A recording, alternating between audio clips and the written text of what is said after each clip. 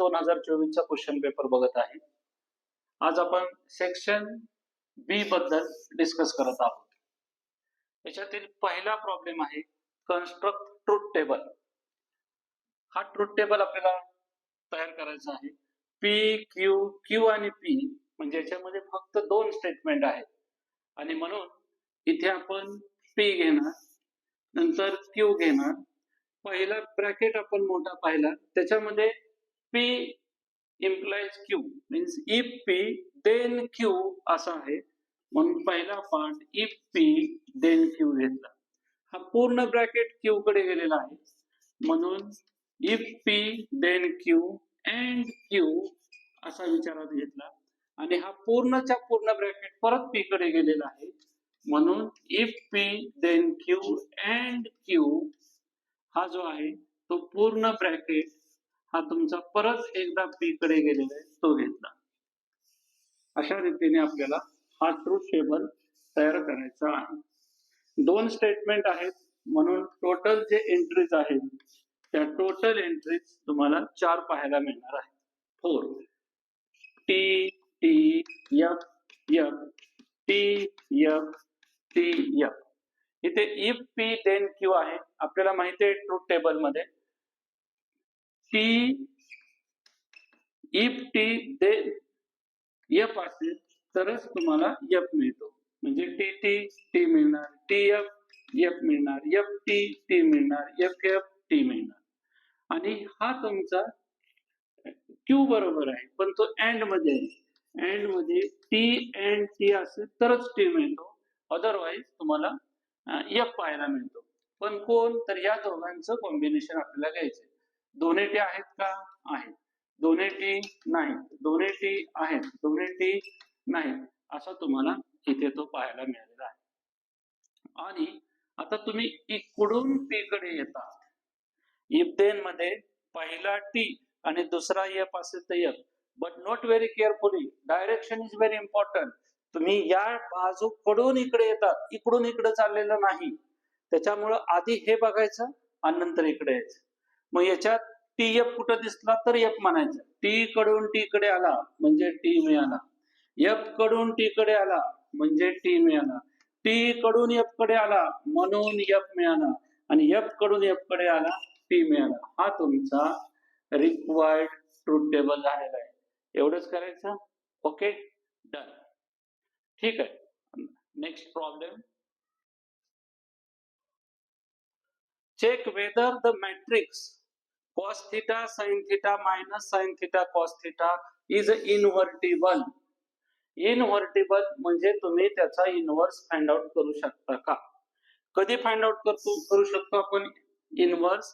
जर दिलेल्या स्क्वेअर मॅट्रिक्सचा डिटर्मिनंट नॉट इक्वल टू 0 मिळत असेल तर, म्हणजे तो नॉन सिंग्युलर मॅट्रिक्स असला पाहिजे. 2 मार्कचा प्रश्न आहे फक्त. पण मग सुरुवातीला आपण इथे म्हणूया late A is equal to this matrix cos theta sin theta minus sin theta and cos theta. Now take the determinant of this matrix.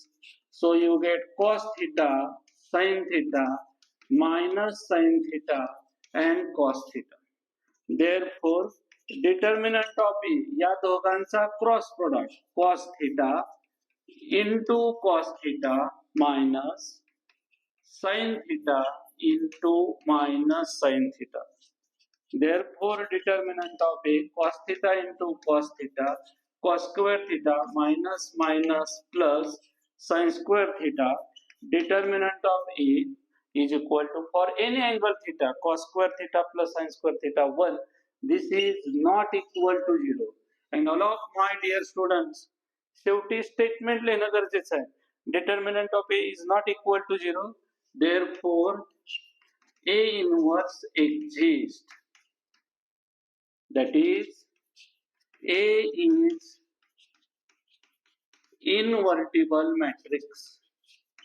तो इनव्हर्टिबल मॅट्रिक्स आहे असा याचा अर्थ झाला. ओके, ठीक आहे.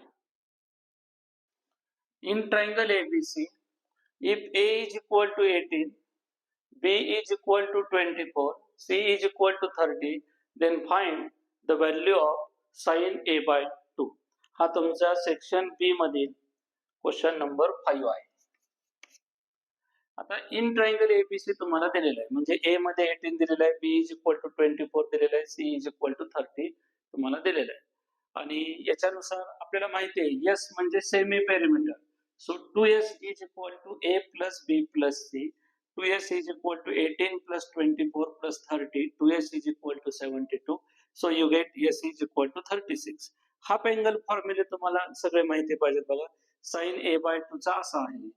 आता इथं साइन cos a बाय 2 तो तुम्हाला मिळतो under root s minus a upon bc. समजा परीक्षेमध्ये तुम्हाला टॅनचा विचारला तर माहिती पाहिजे sine theta upon cos theta असतो. याच्यानुसार हा मिळाला असता s minus b s minus c upon s minus a. एकदा काय 3 आले की बाकीचे येतात तुम्हाला automatically. So here under root s तुम्हाला इथं 36 मिळालेलं आहे. 36 मायनस b किती आहे आपला b आहे 24. परत s मायनस c किती आहे 30 मीन्स 36 मायनस 30 अपॉन b आहे 24 आणि c आहे 30. So after calculation you get sin a by 2 is equal to under root 36 मधून 24 गेला म्हणजे हा मिळाला 12. 36 मधून 30 गेला म्हणजे हा मिळाला 6 अपॉन 24 into 30. 6 1 जा 6 5 जा 12 1 जा 12 2 जा. So under root 1 upon 10. This is 1 upon root 10. Okay, done. Problem number 6, section B. Find K if the sum of the slope of the lines represented by this equation is twice their product. First consider this equation. So x square plus kxy minus 3y square is equal to 0. We compare this equation with ax square plus 2hxy plus by square is equal to 0. Therefore, a is equal to 1, 2h is equal to k, and b is equal to minus 3. Since m1 plus m2 is equal to minus 2h upon b, and m1 into m2 is equal to a upon b. So, m1 plus m2 minus 2h upon b, 2h is equal to k दिलाय तुम्हाला. So here you get minus k upon b minus 3. This is k upon 3. And a upon b means 1 upon minus 3. This is minus 1 by 3. Where m1 and m2 are slope of lines represented by above equation 1. Now by given condition,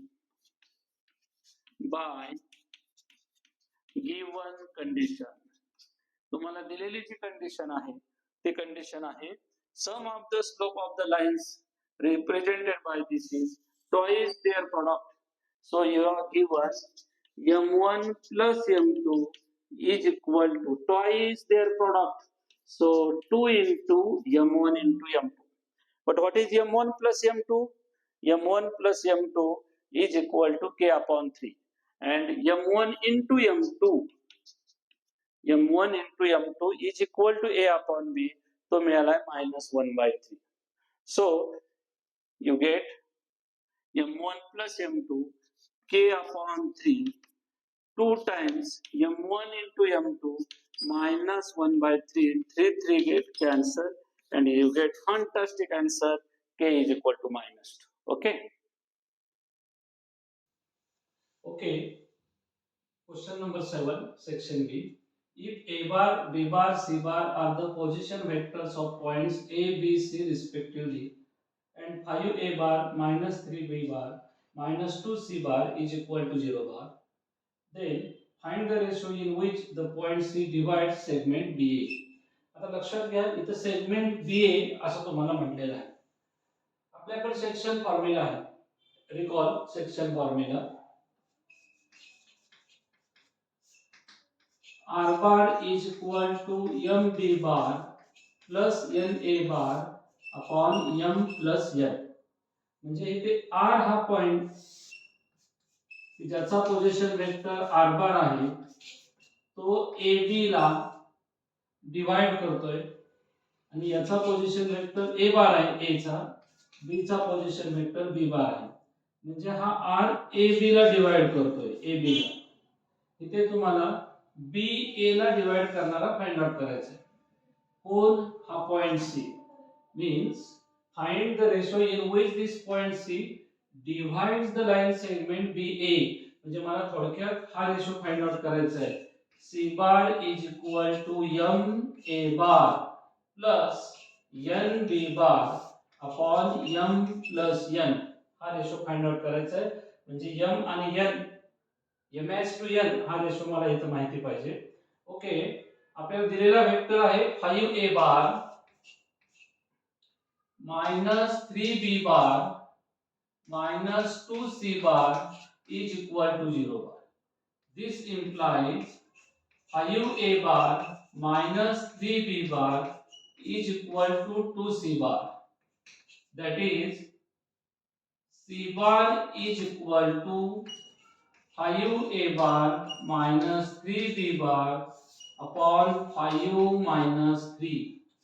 म्हणजे इथं तुमच्या असं लक्षात येईल C हा बी ए ला इथं जसा ए बी ला होता तसा बी ए ला डिवाइड करतोय in the ratio 5:3, but externally, because internal साठी इथं प्लस साइन असतं, इथे मायनस साइन आलेलं आहे. So here we write C divides B A externally in the ratio m/n is equal to 5:3. Okay, हा तुमचा क्वेश्चन बी मधला 7 क्वेश्चन झालेला आहे. Now let us discuss the next one, that is 8. Question number 8. Find the vector equation of the line passing through the point having the position vector 4i minus j plus 2k and parallel to this vector. Now what is the vector equation of line? Vector equation of a line passing through A having position vector a bar and parallel to b bar is r bar is equal to a bar plus lambda b bar, where lambda scalar. Hence, required vector equation of a line. आता passing through a बार, म्हणजे ए बार कोण दिलेला आहे तर 4i minus j plus 2k दिलेला आहे आणि ज्याला पॅरलल आहे तो वेक्टर आहे -2i minus j plus k. means you get r bar is equal to 4i minus j plus 2k plus lambda in bracket -2i minus j plus k. हे तर तुमचा झालेला आहे. आता इथं काही गोष्टी तुम्ही लक्षात घ्या की आपल्याला वेक्टर इक्वेशन ऑफ लाईन किंवा vector equation of the plane असं विचारणार आहे. आता आपण लाईन बद्दल बोलूयात की लाईनचं वेक्टर इक्वेशन आहे r bar is equal to a bar plus lambda b bar. हा असा सांगतो की वेक्टर ही लाईन a या पॉइंट मधून जाते आणि b ला पॅरलल आहे. कधी कधी ते पॅरलल असं न म्हणतात त्या लाईनचे DRS असं म्हणतात. DRS म्हणजे हा जसा वेक्टर तुम्हाला दिलेला आहे तसा DRS तुम्हाला इथे त्यांनी -2 -1 आणि 1 असा दिला असता. आणि DRS आता हा -2 -1 2 आहे, याचे DRS असे दिले असते समजा -4 -2 आणि 2. तरी या लाईनचे स्मॉलेस्ट जे डीआरएस आहे ते -2 -1 आणि 1 असेच आहे. डीआरएस मल्टिपल इन नंबर्स असतात, त्याच्यामुळे आपण त्याचे स्मॉलेस्ट फॉर्म मध्ये डीआरएस घ्यायचे हे लक्षात ठेवा. आता याच्यातून हा कन्सेप्ट पण मी तुमचा क्लिअर करतो. तुम्हाला या परीक्षेमध्येही वेक्टर इक्वेशन ऑफ लाईन वेगवेगळ्या फॉर्म मध्ये विचारणार आहेतच हे लक्षात घ्या. आता इथे r bar is equal to a bar plus lambda b bar हा एक फॉर्म आहे. दुसरा आहे r bar is equal to a bar plus lambda b bar minus a bar. हे पण वेक्टर इक्वेशन ऑफ लाईन आहे, पण पासिंग थ्रू 2 पॉइंट्स आहे. This is the vector equation passing through 2 points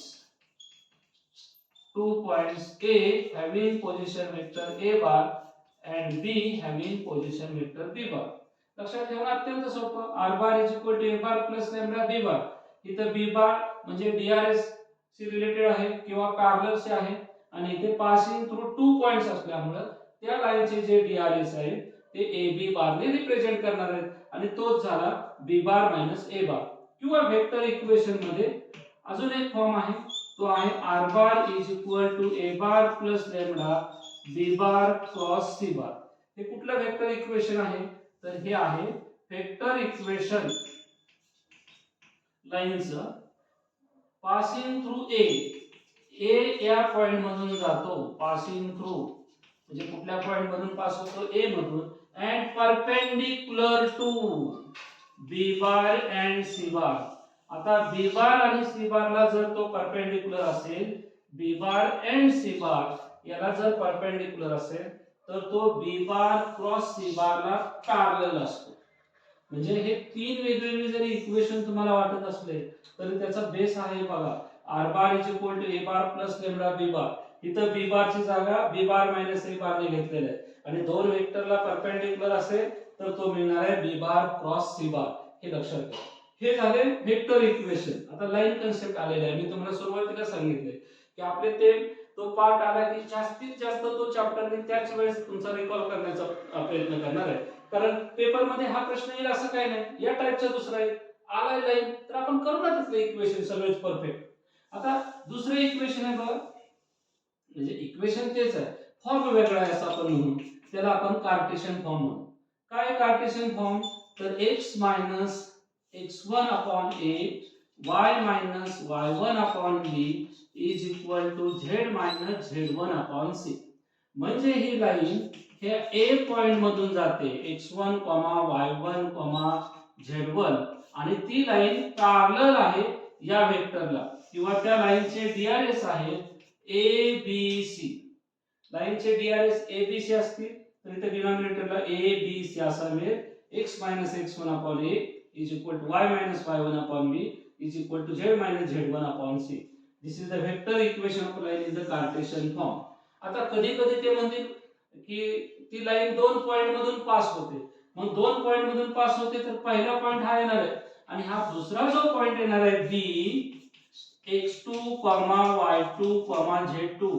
मग इथले ह्या लाईनचे जे डीआरएस तुम्हाला मिळणार a तो मिळणार x2 x1, b मिळणार y2 y1 आणि c मिळणार z2 z1. म्हणजे पहिले इक्वेशन लक्षात ठेवलं तुमच्या बरोबर आहे, कारण लाईनचे डीआरएस a b बारने रिप्रेझेंट करणार आहे.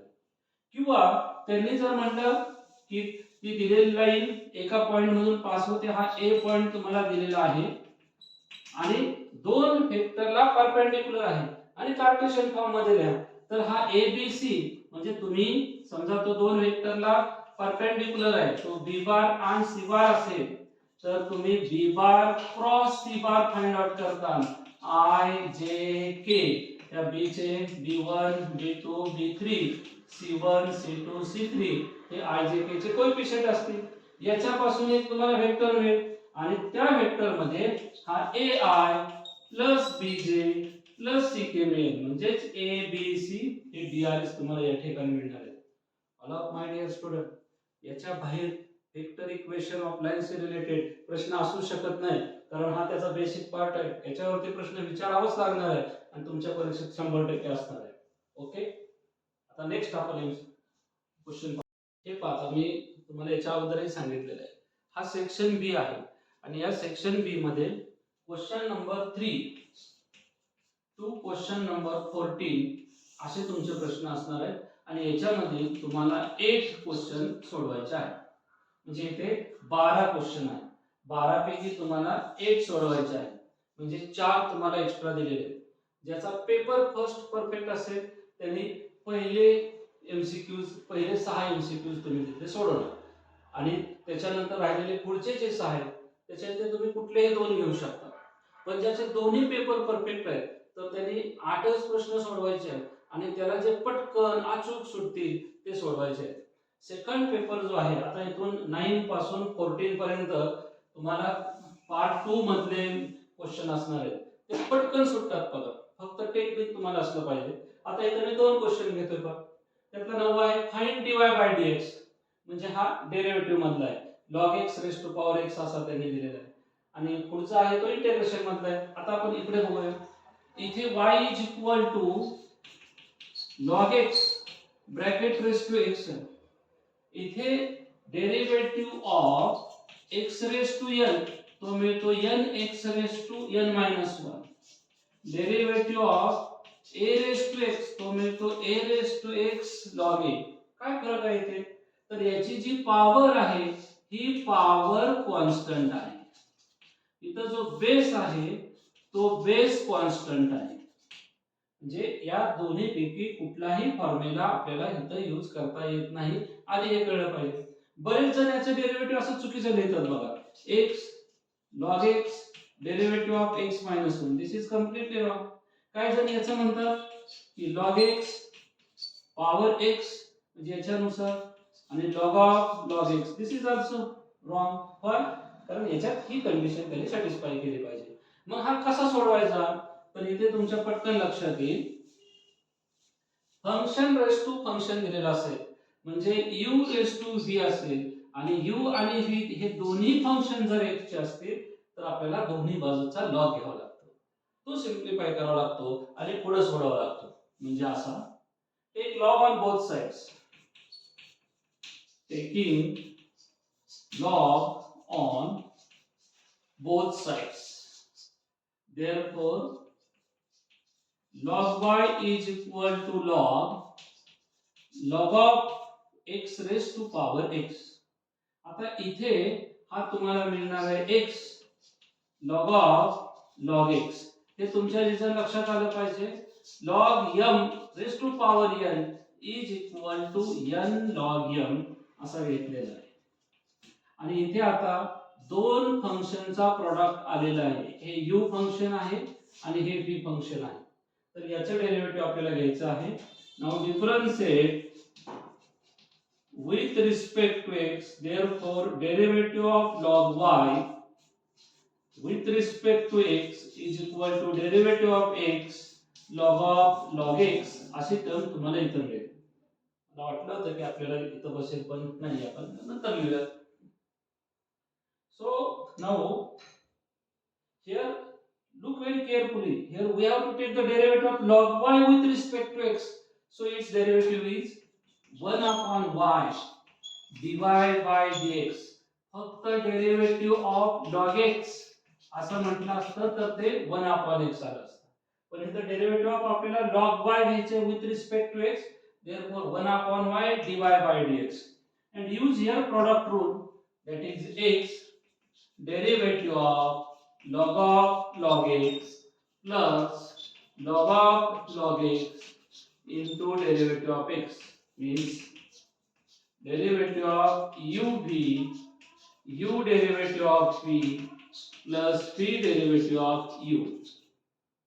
So in the next steps, therefore 1 upon y dy by dx is equal to x derivative of log x 1 upon log x into derivative of log x plus log of log x into derivative of x as 1.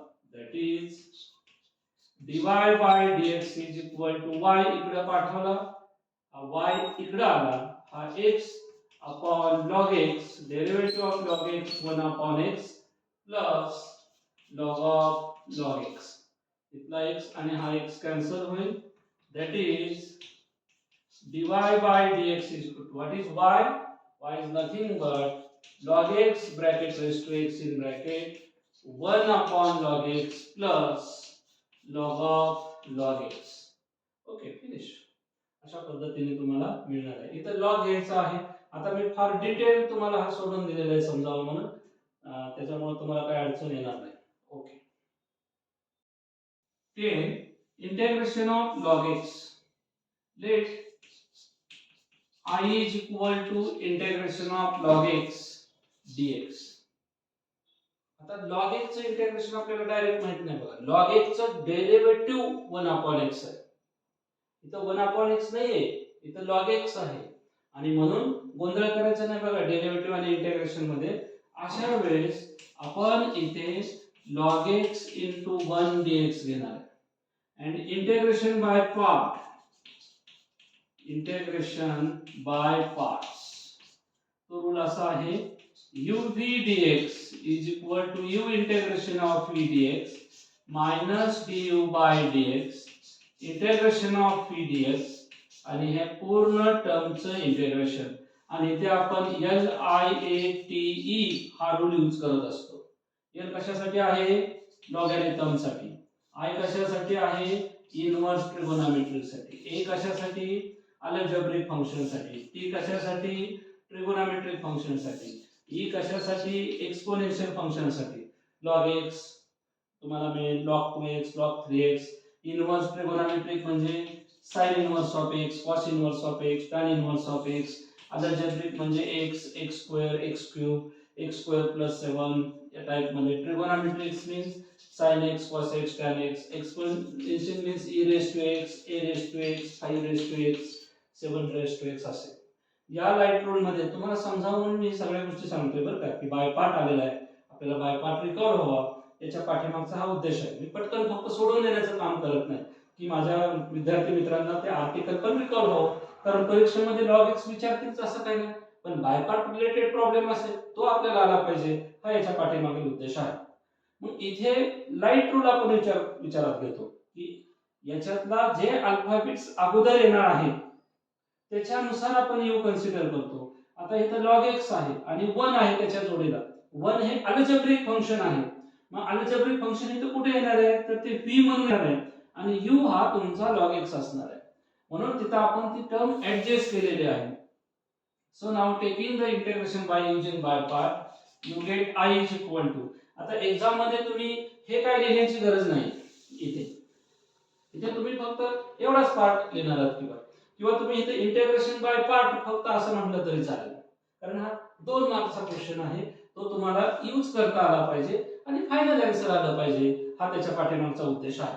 So this is log x integration of 1 dx minus derivative of log x integration of 1 dx आणि या पूर्ण टर्मचं integration. therefore I is equal to log x integration of 1 as a x minus derivative of log x 1 upon x.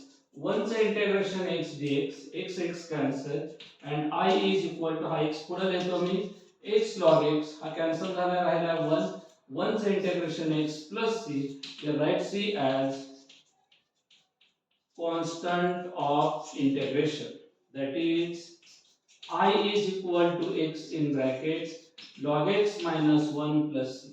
आता याचं mark distribution हे असं आहे का, इथे 1 मार्क्स आहे आणि तुम्ही हा फायनल यूज करून घेतला, इथे 1 मार्क्स आहे, असे तुम्हाला 2 मार्क्स मिळणार आहेत. फिल इन द ब्लँक्स मध्ये पण तुम्हाला याच्याशी रिलेटेड क्वेश्चन असू शकतो किंवा शॉर्ट आन्सर मध्ये क्वेश्चन 2 मध्ये इंटिग्रेशन ऑफ log x असं विचारतील, तर तिथे हे सगळं सोल्युशन डिटेल लिहिण्याची अजिबात आवश्यकता नाही. तुम्हाला माहिती आहे log x चे इंटिग्रेशन काय मिळतं, तुम्ही direct x log x minus x plus c किंवा x in bracket log x minus 1 plus c असा लिहिला तरी तुम्हाला 1 मार्क्स मिळणार आहे. Okay. Question evaluate integration 0 to pi by 2 cos square x dx. आता लक्षात घ्या cos square x dx आहे, चुकून तुम्ही इथे integration of x raised to n dx म्हणजे x raised to n plus 1 upon n plus 1 plus c हा formula इथे यूज करू शकत नाही. का करू शकत नाही? इथं फक्त x आहे, त्याची पॉवर कॉन्स्टंट आहे. इथं फंक्शन आलेले आहे cos x, त्याची पॉवर तुम्हाला दिलेली आहे 2. त्याच्यामुळे याच्यानुसार आपण घेऊ शकत नाही, हे लक्षात घ्या. आता हा जो प्रॉब्लेम आहे, हा प्रॉब्लेम तुम्हाला दोन पद्धतीने सोडवता येणार आहे. तुम्हाला जो सुटेबल वाटेल ना त्या पद्धतीने सोडवा.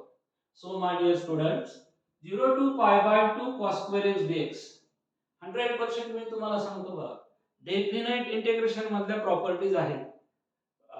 म्हणजे कुठल्या a to a to b त्या प्रॉपर्टी 8 प्रॉपर्टीज आहेत पहा. त्याच्यातली ही प्रॉपर्टी अत्यंत महत्त्वाची आहे. 0 to a f of x dx is equal to 0 to a f of a minus x dx. या प्रॉपर्टी वरती बऱ्याच वेळा क्वेश्चन विचारलेले आहेत पहा. एक एक क्वेश्चन असतोच, ती ओळखता आला पाहिजे. 0 to a f of x dx 0 to a f of a minus x dx he property तुम्ही इथे यूज करा. काय मिळेल त्याच्यानुसार? त्याच्यानुसार मिळेल i is equal to 0 to pi by 2 cos a म्हणजे pi by 2 आहे, pi by 2 minus x, इथं मी ब्रॅकेट स्क्वेअर म्हणतो dx, ब्रॅकेट स्क्वेअर म्हणजे आतमध्ये पूर्ण cos ची टर्म लिहिलेली आहे. 0 to pi by 2 cos pi by 2 minus theta sin theta म्हणजे इथं मिळणार आहे sin x, ब्रॅकेटचा स्क्वेअर म्हणजे sin square x dx, denote it as 2, it as 1 by 1 plus 2 by 1 plus 2 I plus I, you get 2i 0 to pi by 2 cos square x dx plus 0 to pi by 2 sin square x dx. दोन्ही ठिकाणी limit same आहेत म्हणून आपण असं लिहितोय cos square x plus sin square x dx. Now what is the value of cos square x plus sin square x? 1. So you get 2i is equal to 0 to pi by 2 1 dx, 1 चे integration x, limits from 0 to pi by 2 minus 0 2i, that is I is equal to pi by 4. आता इथे तुम्हाला 0 to pi by 2 cos square x दिलता, pi by 4 मिळाला.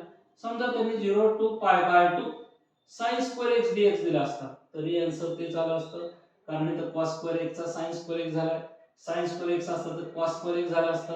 दोघांची आपण addition घेतली असती, हेच आन्सर तुम्हाला पाहायला मिळेल असतं. ही झाली पहिली मेथड. आता हाच प्रॉब्लेम आपल्याला दुसऱ्या मेथडने कसा सोडवता येईल पहा.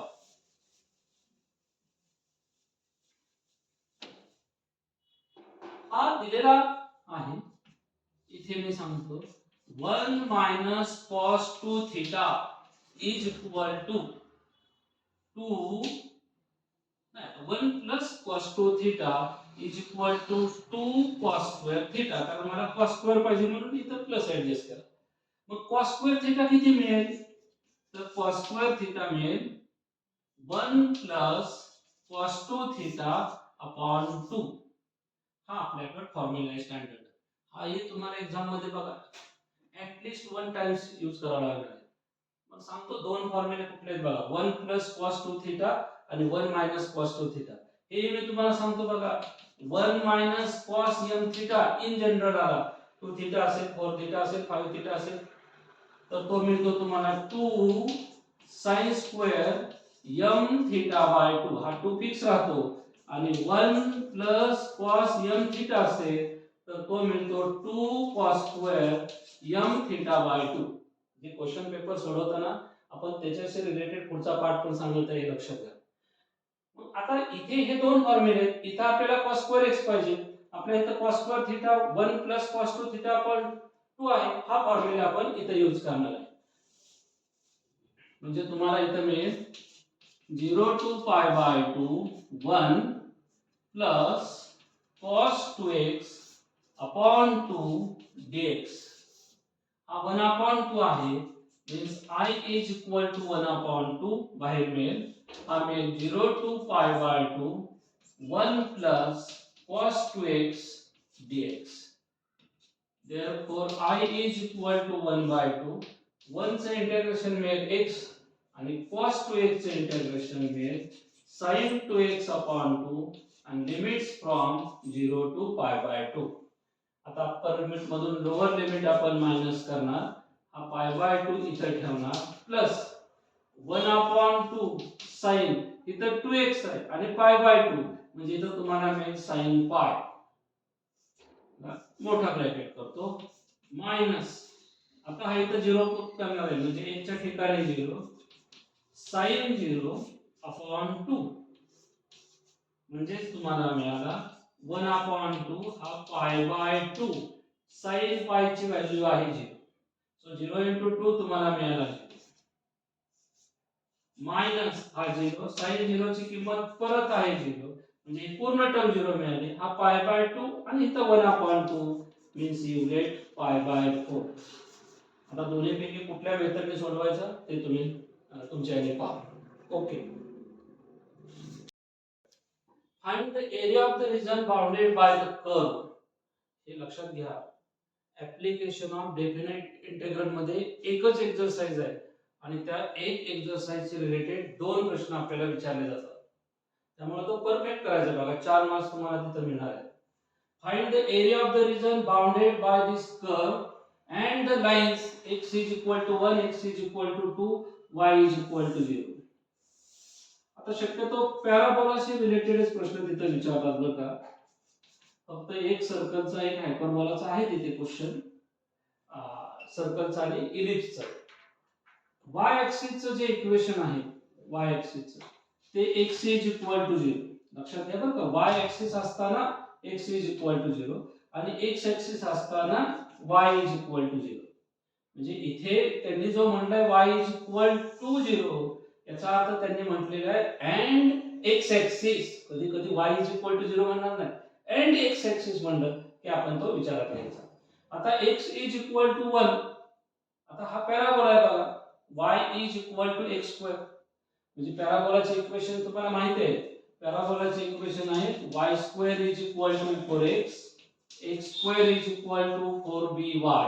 याचा दुसरा हा फर्स्ट आणि फोर्थ क्वाड्रंट मध्ये a हा पॉझिटिव्ह आणि दुसरा असतो y square is equal to -4x आणि याच्याशी रिलेटेड आहे x square is equal to 4by. हा दिलाय त्यांनी y is equal to x square म्हणजे हा x square is equal to 4by या स्वरूपाचा पॅराबोला आहे. म्हणजे तो असा पॅराबोला आहे ना, जरा मी आता या बाजूला घेतो, तो असा पॅराबोला आहे या टाइप मध्ये आहे. मग यांनी काय म्हटलंय x is equal to 1, एक साधारण x is equal to 1 ही अशी लाईन मिळेल परपेंडिक्युलर टू x ऍक्सिस आणि x is equal to 2 ही आपली अशा स्वरूपाची लाईन मिळेल x is equal to 2. Find the area of the region bounded by the curve y is equal to x square and the lines x is equal to 1 आणि x is equal to 2 and x axis. म्हणजे याच्या मध्ये असणारा area तुम्हाला find out करायचा आहे. मग आता कसा फाइंड आउट करता येईल बघा. तर हा y is equal to 0 इथं आलेला आहे, x is equal to 1 इथं आलेला आहे आणि x is equal to 2 इथं आलेला आहे. म्हणजे हा एरिया तुम्हाला फाइंड आउट करायचा आहे.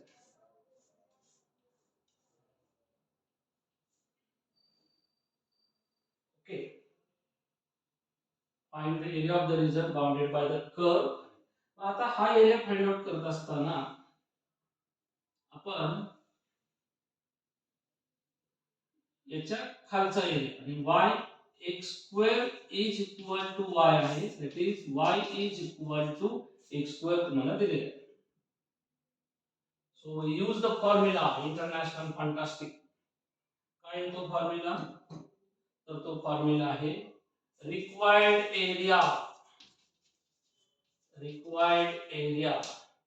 A is equal to x is equal to A, x is equal to B, y dx means x is equal to 1, x is equal to 2, y dx. y म्हणजे आहे x square, dx म्हणजेच हा मिळेल x cube upon 3 and from 1 to 2 याचं calculation केलं तर a is equal to 1 to 2 मधला हा 1 upon 3 बाहेर आला. 2 चा cube minus 1 cube means 1 upon 3, 8 minus 1, you get 7 upon 3 square unit. This is your required area. Okay, done.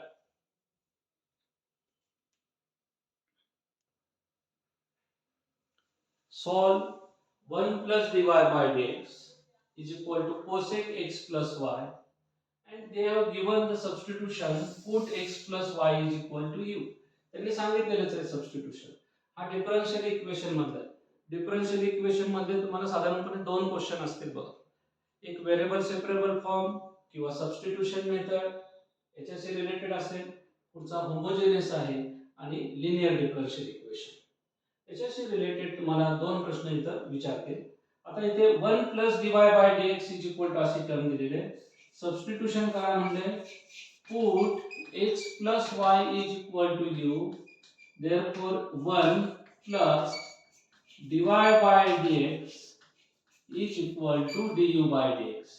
आता इथे 1 plus dy by dx, 1 plus dy by dx ही term इथं आहे, याच्याबद्दल आहे du बाय dx, म्हणून आपण डायरेक्ट इथं पुट केला du by dx is equal to cosec what is x plus y is equal to u, ही टर्म तुम्हाला इथं मिळेल. आता आपण व्हेरिएबल सेपरेबल फॉर्म मध्ये जाणार आहोत. इन व्हेरिएबल सेपरेबल फॉर्म तुम्हाला मिळेल du upon cosec u is equal to dx. हा 1 अपॉन cosec u आहे, त्याला आपण वरती घेणार, so you get sin u du is equal to dx. No, here dx नाही तर du आहे. And now take integration. हा व्हेरिएबल सेपरेबल फॉर्म म्हणजे काय की जिथं du आहे तिथं तुमची u ची टर्म आणि जिथं dx आहे तिथं x ची टर्म, म्हणून आपण हा cos u इकडच्या डिनॉमिनेटरला घेतला, dx आपण पलीकडे पाठवलेला आहे. टेक इंटिग्रेशन, इंटिग्रेशन घेऊ म्हणजे इंटिग्रेशन घेऊ sin u du minus integration याला पण आपण लेफ्ट हँड साइडला घेऊ dx is equal to c, where c is a constant of integration. sin u चे इंटिग्रेशन मिळेल तुम्हाला minus cos u minus x is equal to c, that is minus cos, what is u? u is nothing but x plus y, so this is x plus y minus x is equal to c. असं ठेवलं तरी चालेल किंवा तुम्ही त्याला असं म्हटलं तरी चालेल, याला पलीकडे शिफ्ट केलं x plus cos x plus y plus c is equal to 0. This is required general solution. याला जनरल सोल्युशन असं का म्हणायचं? GS means general solution. General solution म्हणजे आम्हाला हा कॉन्स्टंट आहे सी, पण नक्की काय तो माहित नाही. जसं सर्कलचं स्टँडर्ड इक्वेशन पाहायला मिळतं का, x square plus y square is equal to r square. हे सर्कलचं स्टँडर्ड इक्वेशन आहे, म्हणजे त्याचं सेंटर ओरिजिन आहे, त्याची रेडियस r आहे. हे झालं स्टँडर्ड सर्कल. पण इथं त्याची जर r तुम्हाला माहिती असेल, म्हणजे स्टँडर्ड सर्कल जनरल फॉर्म मध्ये आपण असं म्हणू, त्याची रेडियस जर तुम्हाला माहिती असेल, समजा रेडियस 5 असेल तर इथं मिळणार 25. मग हे पर्टिक्युलर सर्कल माहिती ना तुम्हाला, x square plus y square is equal to 25, centre ओरिजिनला radius 5, so this is the particular solution. आणि इथं कॉन्स्टंट सी तुम्हाला मिळाला अंडर कंडिशन देतील किंवा हा जो कर्व आहे तो 0,1 1,0 अशा कुठल्या तरी पॉइंट मधून जातोय, अशी काहीतरी तुम्हाला त्यांनी कंडिशन दिलेली असेल, किंवा when x is equal to 0 y is equal to pi by 2 असं तुम्हाला काहीतरी देतील आणि त्याच्यानुसार कॉन्स्टंट सी आपल्याला मिळेल आणि तो पुट केला तर त्याला आपण पर्टिक्युलर सोल्युशन म्हणतो. पर्टिक्युलर सोल्युशन असं आपण त्याला म्हणत असतो, हे तुम्हाला माहिती असावं. Okay.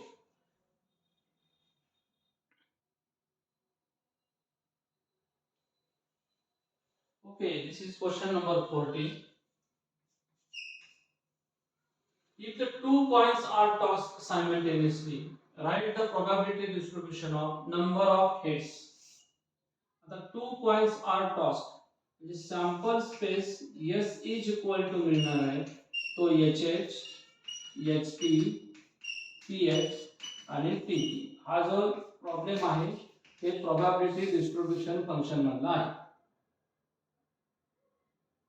2 coins are tossed simultaneously म्हणजे हा सॅम्पल स्पेस मिळाला. Right the probability distribution of number of heads. x denote number of heads. मग आता इथे नंबर ऑफ हेड्स म्हणजे तो तुम्हाला मिळणार आहे 1 0 1 आणि 2. म्हणजे प्रोबॅबिलिटी डिस्ट्रीब्युशन फंक्शन मध्ये x हा डिस्क्रीट रँडम व्हेरिएबल आहे. डिस्क्रीट रँडम व्हेरिएबल म्हणजे हा तुम्हाला जो सांगणार आहे तो xi आहे. इथला xi म्हणजे xi म्हणजे इथं तुम्हाला 0 1 2 मिळाला. हा 0 असा सांगतो की दोन कॉइन्स सायमल्टेनियसली टॉस केलेले आहेत. एकाच वेळेस टॉस केलेले आहेत. त्या खाली पडल्यानंतर तुम्हाला कुठल्या पॉसिबिलिटीज मिळणार आहेत, तर त्यातली एक पॉसिबिलिटी अशी मिळणार आहे की दोन्हीच्या दोन्ही हेड असतील, किंवा पहिला हेड असेल दुसरा टेल असेल, किंवा पहिला टेल असेल दुसरा हेड असेल, किंवा दोन्हीच्या दोन्ही टेल असतील कॉइनच्या मध्ये. बघा त्याच्यात मग आता इथं नंबर ऑफ हेड्स काय आहे हा सांगतो. दोन्ही कॉइन मध्ये हेड मिळालेला आहे, दोन्ही हेड आहे. हा सांगतो पहिल्याचा हेड दुसऱ्याचा टेल, पहिल्याचा टेल दुसऱ्याचा हेड, आणि हा टीटी सांगतोय आम्हाला एकही हेड मिळालेला नाही. याच्यातील एकच काहीतरी असणार आहे, पण ह्या पॉसिबिलिटीज तुम्हाला 4 मिळाले. तो हा 0. हा 1 काय सांगतोय की मला एक हेड मिळेल, म्हणजे हा एक हेड मिळेल दुसऱ्याचा टेल मिळेल, किंवा पहिल्याचा टेल दुसऱ्याचा हेड मिळेल. हा 1 सांगतोय. ह्या दोन पॉसिबिलिटीज इथे आलेल्या आहेत, आणि दोन्हीच्या दोन्ही हेड मिळणार म्हणजे ही एकच पॉसिबिलिटी आलेली आहे. आता हे प्रोबॅबिलिटी डिस्ट्रीब्युशन आपण कसं लिहिणार, तर त्याला आपण टेबलच्या फॉर्म मध्ये लिहूया.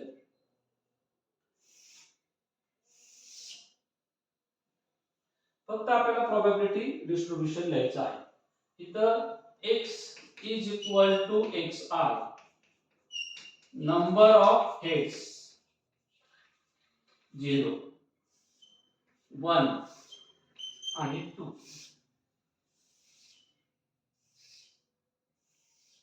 हा यस आपण सॅम्पल स्पेस इथं लिहिलेला आहे. इथं मी म्हणतो सॅम्पल पॉइंट्स, त्यालाच आपण इव्हेंट असं म्हणतो, सॅम्पल पॉइंट्स. आता इथं एकही हेड नाही, तो जो सॅम्पल पॉइंट आहे तो आहे टीटी. हा किती नंबर्स आहे त्याचे, तर त्याचे इथे एक नंबर आहे samples point. And number of sample point, number of sample points. Yes मी आपला सॅम्पल पॉइंट साठी म्हटलेलं आहे. आता इथं 1 म्हणजे एकच हेड आहे. असे कुठले सॅम्पल पॉइंट आहेत, हे 2 आहेत. सो हियर यू गेट, हा गेलेला आहे बघा ऑलरेडी. तर इथं मिळाला HT आणि TH, हे सॅम्पल पॉइंट आले तुमचे 2, आणि हा 2 सांगतो 2 हेड्स. मग असे किती पॉइंट आहेत, तर असा एकच पॉइंट आहे, आणि तो आहे HH. मग याची करस्पॉन्डिंग असणारी probability of x is equal to xi. xi आपण सांगितलेलं आहे, नंबर ऑफ हेड्स. रीड पण करता आलं पाहिजे आपल्याला. सो माय डिअर स्टुडंट्स, याची जी प्रोबॅबिलिटी मिळणार आहे तो हा पॉइंट किती आहे, 1 आहे. आणि टोटल सॅम्पल स्पेस मध्ये किती पॉइंट आहेत, 4 आहेत. म्हणजे n of s is equal to 4 आहे. and we know that probability is nothing but n of a upon n of s. a म्हणजे इव्हेंट मध्ये असणारे सॅम्पल्स पॉइंट. आता इथे 1 मिळालेला आहे, सो इट्स प्रोबॅबिलिटी इज 1/4. इथे 2 मिळालेला आहे, 2/4. आणि इथे 1 मिळालेला आहे, सो 1/4. प्रोबॅबिलिटी डिस्ट्रीब्युशन फंक्शन आहे. सगळे पॉइंट्स कव्हर केलेले आहेत आणि ते एकदाच कव्हर केलेले आहेत. आणि असं असल्यामुळे या प्रोबॅबिलिटीची सम घेतली तर ती 1 येणार आहे. 1/4, 2/4, 1/4, 1 + 2 3 + 1 4/4 1. ही प्रोबॅबिलिटी पॉझिटिव्हच असणार आहे. प्रोबॅबिलिटी नेव्हर बी निगेटिव्ह, ही कुठेही निगेटिव्ह येणार नाही. आली तर आपला 100% चुकलेला आहे. 1 पेक्षा जास्त कोणाची प्रोबॅबिलिटी आली, आपलं चुकलेलं आहे. या सगळ्याची सम 1 आली पाहिजे. हे प्रोबॅबिलिटी डिस्ट्रीब्युशन तुमचं फंक्शन आहे. So done. यालाच प्रोबॅबिलिटी मास फंक्शन असंही म्हटलं जातं बा. ओके.